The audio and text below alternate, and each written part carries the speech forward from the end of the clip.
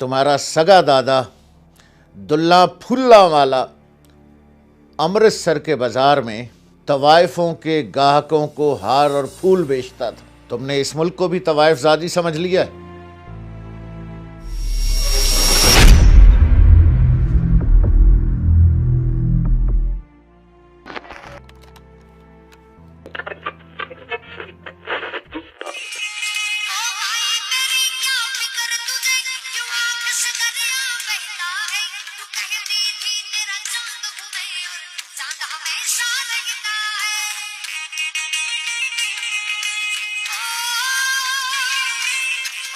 और चांद हमेशा रहता है शौक सफर ऐसा।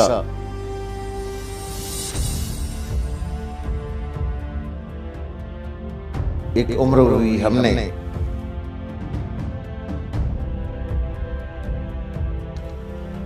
मंजिल भी नहीं पाई, रास्ता भी नहीं बदला।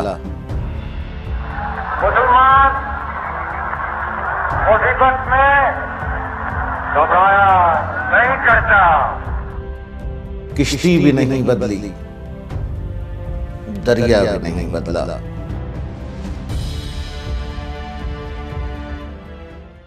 ये अभी जो हमने गाना सुना है, ये मिल्ली नगमा कहिए, इंसान की रूह में खौलते हुए पारे की तरह दौड़ता है।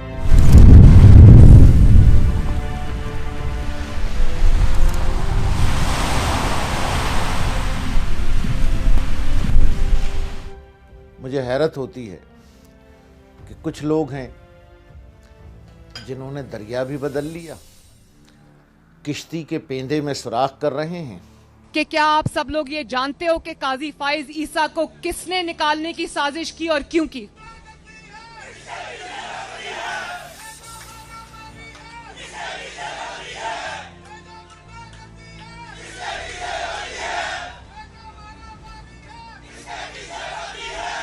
थैंक यू, मुझे खुशी है। पतवार तोड़ के फेंक दिए। कमर जावेद बाजवा साहब, आपने हमारी अच्छी भली चलती हुकूमत को रुखसत करवाया। मांझी है अनजान बहुत, बेपरखी पतवारे हैं, खुद किसी और मुल्क जा बैठे, औलाद कहीं और है, कारोबार कहीं और है, पैसा कहीं और है, और मुल्क को, अवाम को कहते हैं कि हम खादिमे वतन हैं। झूठ बोलते हो तुम, झूठे हो तुम, झूठ कहते हो तुम। तुम्हें हया नहीं आती, तुम्हें शर्म नहीं आती। पूरा खानदान बाहर हुक्मरानी करने के लिए इस मुल्क में आते हो, झूठ बोलते हो। नवाज बरतानिया में मजीद 5 कंपनियों के मालिक निकले हैं। फ्लैगशिप डेवलपमेंट्स लिमिटेड 27 दिसंबर 2016 को मंसूख कर दी गई। Flagship development limited Stanhope House London के पते पर रजिस्टर्ड थी। हसन नवाज की मलकियत 5 कंपनियां एवन फील्ड हाउस के पते पर रजिस्टर है।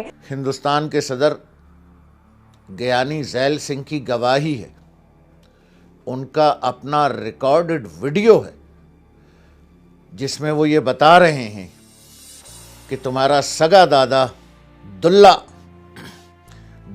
फुल्ला वाला अमृतसर के बाजार में तवाइफों के ग्राहकों को हार और फूल बेचता था। ये सदर हिंदुस्तान की गवाही। तो तुम अपने दादा के उन्हीं हार और फूल की कमाई से पले बड़े हो। तुम्हारी रग रग में तवाइफों के ग्राहकों को बेचे गए फूलों और हारों की कमाई दौड़ रही। तुमने इस मुल्क को भी तवाइफजादी समझ लिया है। यहाँ भी हार और फूल बेचना चाहते हो अपने दादा की तरह।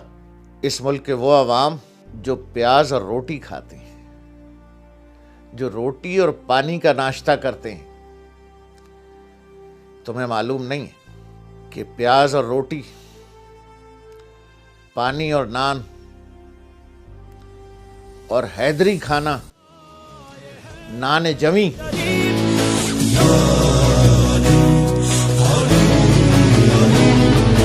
सूखे नान से जो लहू बनता है, वो जब बहता है तो किस रंग के फूल खिलते हैं।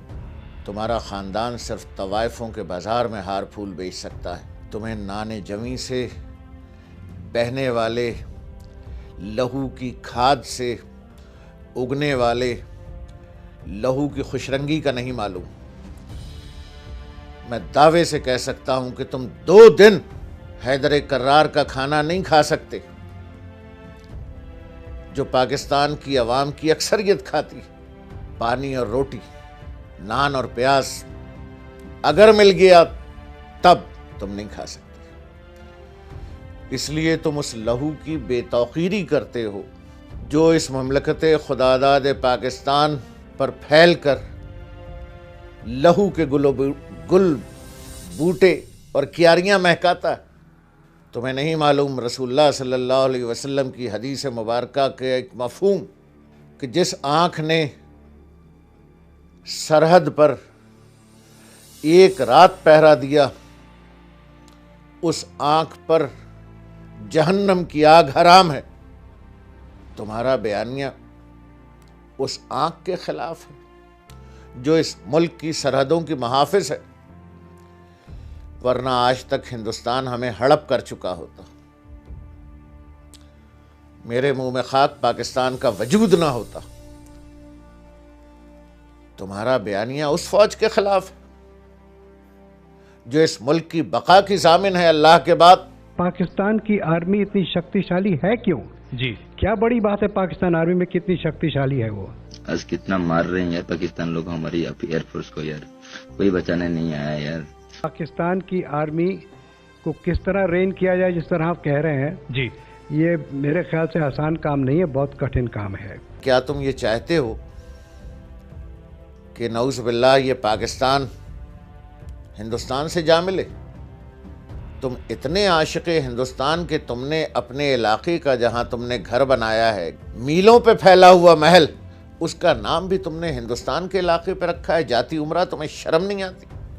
और ये मेरी बात नोट कर लीजिए आप कि जिसने इस मुल्क के खिलाफ मुंह खोला वो जिंदा नहीं बचा, और जिसने इस मुल्क को जक पहुंचाई वो ऐसी भयानक मौत मारा गया। वो शेख मुजीबुर रहमान हो, इंदिरा गांधी हो, या इस मुल्क का एक साबका वजीर आज़म हो। तो ऐ साबका वजीर आज़म साहब, जो आप नहीं कह रहे और जो कहना चाह रहे हैं, 3 दफ़ा आप वजीर आज़म रहें, तो मेरी ये पेशन गोई भी सुन लीजिए। आप जिंदा इस मुल्क में वापस नहीं आ सकते। आप इस मुल्क में आएंगे लेकिन ताबूत में आएंगे, उससे पहले आप इस मुल्क में नहीं आ सकते। और मेरी कोई हैसियत नहीं है, लेकिन मैं हुकूमत पाकिस्तान से गुजारिश ज़रूर करूँगा कि जब आपका ताबूत आए तो उसे पाकिस्तानी जाती उमरा नहीं, असल हिंदुस्तानी जाती उमरा भेजा जाए, जो आपका वतन है, जिसकी याद में आपने पाक सरजमीन के एक इलाके का नाम जाती उमरा रख दिया। वो जो बीच में एक बॉर्डर आ गया, बस वो यानी कि एक बॉर्डर आया, बाकी तो आप हम उसी सोसाइटी के मेंबरान हैं। आप हम जो है वो एक ही कल्चर है, एक ही जो है वो हमारा जो है वो बैकग्राउंड है। जिसको आप रब कहते हैं हम भी उसी को रब कहते हैं, जिसको आप पूछते हैं रब को, उसको हम भी पूछते हैं। आपकी तदफीन असली जाती उमरा में की जाए, बल्कि उस बाजार में जहां आपके दादा मोहतरम, उनका नाम ही ऐसा है इसलिए मैं नाम बिगाड़ नहीं रहा, ज्ञानी जैल सिंह साहब ने उनका नाम लिया ही इस तरह से है। अच्छा, दुल्ला फुल्ला आलेदा पुत्र, तो जहां आपके दादा मोहतरम दुल्ला फुल्ला वाले कारोबार किया करते थे, तवाइफों को हार फूल बेचने का, जब आप ताबूत में आए तो आपकी तदफीन उसी बाजार में की जाए। आप बेतौकीरी करते हैं इस मुल्क के नान जमी खाकर इस मुल्क की खातिर अपना लहू देने वालों की। मैं दावे से कहता हूं कि आप 2 दिन नान और पानी नहीं खा सकते। कारगिल का वो मिस एडवेंचर करके मेरी पीठ पर छुरा घोंपा गया। और जिस तरह बरतानिया में उसूल है कि मौजूदा मलका बरतानिया हो या उनके नवासे हों, सबको फौज में 2 साल लाजमी नौकरी करनी पड़ती। वियतनाम में मौजूदा मलका बरतानिया को फौजी गाड़ियां चलानी पड़ती हैं और मैकेनिक का काम सीखना पड़ता है। पहले अपने दोनों साहिबजादगान को जो लंदन की हवा में पले हैं, 2-2 साल जरा फौज में लाजमी सर्विस तो करा दीजिए। उस मुल्क की रवायत के तहत जिस मुल्क में आप रहते हैं कि उसकी मलका और उसके नवासे 2-2 साल फौज में लाजमी नौकरी करते हैं। पहले आपके नवासे और आपके पोते फौज में 2-2 साल नौकरी कर लें, उसके बाद आपसे पूछेंगे कि नान कैसा है और प्याज किस भाव मिलती है। शर्म कीजिए।